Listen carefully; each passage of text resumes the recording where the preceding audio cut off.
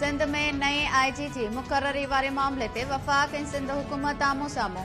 वफ़ाक़ी हुकूमत आईजी सिंध लाइ सिंध हुकूमत पारां मोकिलियल नाला 16 ॾींहं गुज़रण बावजूद मंज़ूर न कया विया। सिंध जे घरू वज़ीर ज़िया लंचार आईजी पुलिस जी मुक़ररीअ में देर खे मुआहिदे जी भञकड़ी करार ॾेई छॾियो। ज़िया लंचार चयो आहे त 20 मार्च थी चुकी आहे पर नओं आईजी मुक़रर न थी सघियो आहे, जंहिं सबब सूबे में अमन अमान जी सूरतहाल वधीक ख़राब थी रही आहे। सिंध हुकूमत ऐं वफ़ाक़ में हिकु भेरो ॿीहर नए आईजी जी मुक़ररी जे हवाले सां इख़्तिलाफ़ वधी विया आहिनि।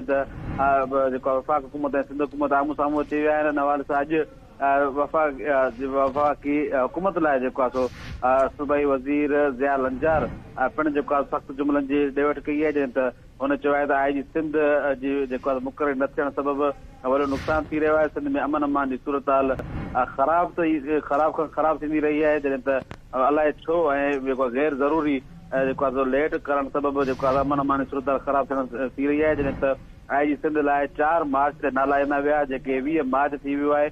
हिन वक़्त ताईं जेको आहे हुनजी मुक़रर न थी सघी आहे। नए आईजी जी मुक़रर न थियण ताईं जेको आहे सो मामला ख़राब रहंदा, अमन अमान जी सूरतहाल ख़राब आहे। तंहिं करे जेको आहे सो फौरी तौर ते जेको आहे सो नए आईजी मुक़रर करण जी जेको आहे मंज़ूरी ॾिनी।